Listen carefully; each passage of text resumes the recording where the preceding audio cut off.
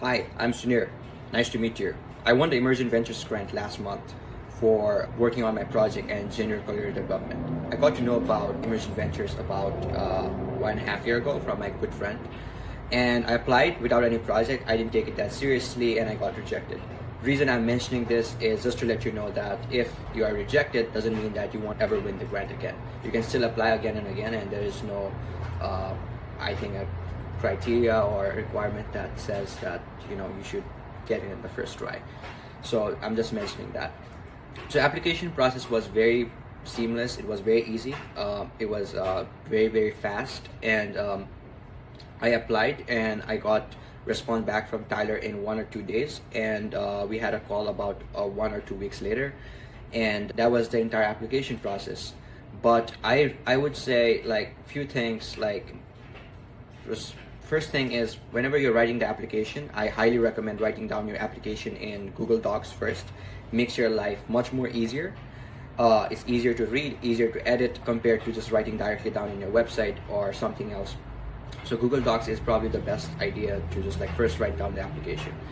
And the second thing is just like reach out to people on Twitter, Instagram, whoever has like won the grants before, and reach out to them, ask for reviews, especially people who have won the grants in the area you're working on.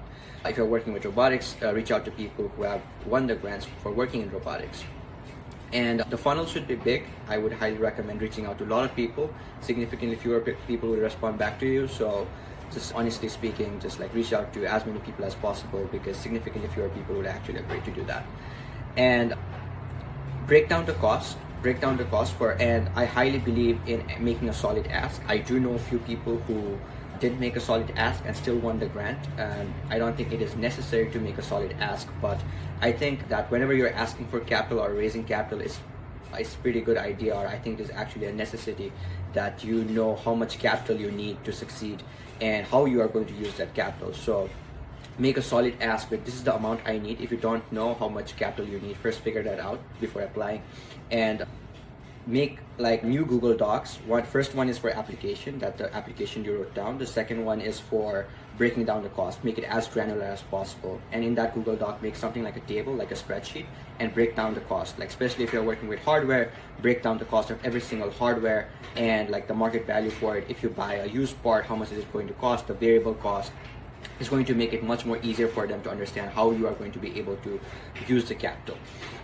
And the fourth thing I would say is basically add images and renderings, especially if you're working with hardware or any physical product, and if you don't have a smaller version of the product, and even if you do have a smaller version of the product, I would highly recommend creating a 3D rendering, or just get some images from Google or from some other companies. I'm not saying this like steal some images from other companies, but I think if you do mention that you don't own the image and you're clearly mentioning that you're just doing this for purpose of sharing your idea, is totally fine. So add multiple images.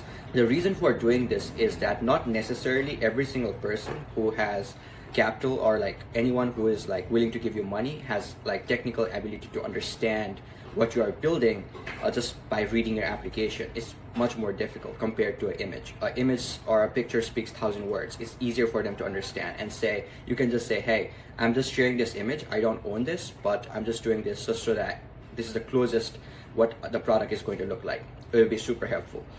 And the fifth thing that I would say, and I don't necessarily think I do need to mention this if you're already applying for Emergent Ventures though, but try to be the best in your field. Try to know as much as possible about what you're working on, like the past, present, and the future. What has happened, what is currently happening, what are the current problems, what is the future going to look like, what are the biggest players, and just so that whatever the question is being thrown at you, you can easily answer and you're not just stuck there. And one last thing that I would add to this is that if you're young, I think that the most of the questions being asked is mostly about you, not necessarily just about your project. So share all of your crazy stories, like share your story very well, and and it should be very visual. The way you share your story, it should be as if they are the main character and they are feeling the emotions that you are feeling.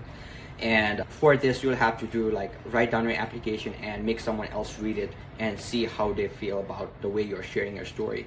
and share everything from your lowest points to the biggest wins. Don't try to hide your lowest points and your losses.